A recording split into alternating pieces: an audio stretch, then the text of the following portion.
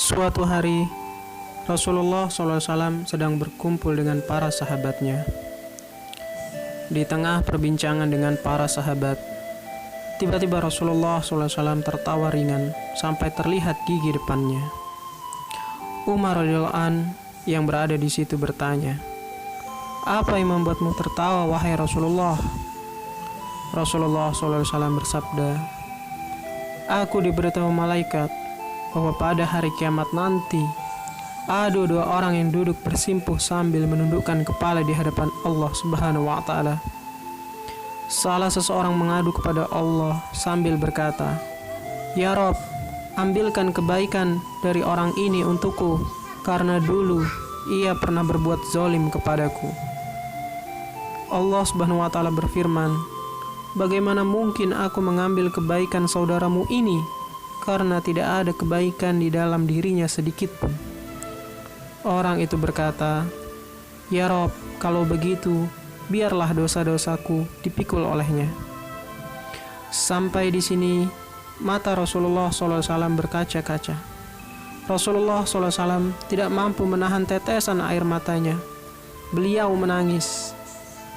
Lalu Rasulullah SAW bersabda, "Hari itu adalah hari yang begitu mencekam, di mana setiap manusia ingin agar orang lain yang memikul dosa-dosanya." Rasulullah SAW melanjutkan kisahnya. Lalu Allah Subhanahu wa Ta'ala berkata kepada orang yang mengadu tadi, "Sekarang angkat kepalamu." Orang itu mengangkat kepalanya.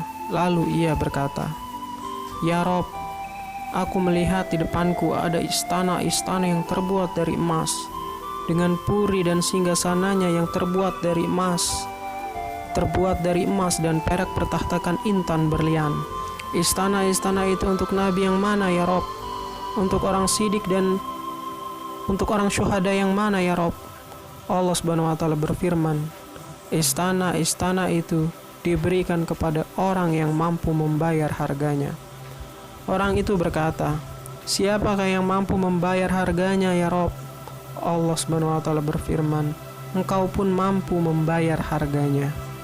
Orang itu terheran-heran sambil berkata, "Dengan cara apa aku membayarnya, ya Rob?" Allah Subhanahu wa Ta'ala berfirman, "Caranya, engkau maafkan saudaramu yang duduk di sebelahmu, yang kau adukan kezolimannya kepadaku." Orang itu berkata, "Ya Rob, kini aku memaafkannya." Allah Subhanahu wa Ta'ala berfirman, "Kalau begitu, gandeng tangan saudaramu itu dan ajak ia masuk surga bersamamu." Setelah menceritakan kisah itu, Rasulullah SAW berkata, "Bertakwalah kalian kepada Allah dan hendaknya kalian saling berdamai dan memaafkan. Sesungguhnya Allah Subhanahu wa Ta'ala mendamaikan persoalan yang terjadi di antara kaum muslimin." Saudara-saudaraku yang tercinta, amalan hati yang nilainya paling tinggi di hadapan Allah Subhanahu wa Ta'ala adalah meminta maaf, memberi maaf, dan saling memaafkan. Maafkan diriku, ya saudaraku dan sahabatku tersayang, sekiranya saya pernah menyakitimu dalam perkataan dan perbuatan, baik disengaja maupun tidak disengaja. Begitupun baik yang disadari maupun tanpa disadari. Semoga kita bersama-sama masuk surganya Allah Subhanahu wa Ta'ala. Amin, amin, ya Rabbal Alamin. Mohon maaf lahir dan batin dari kami dan keluarga.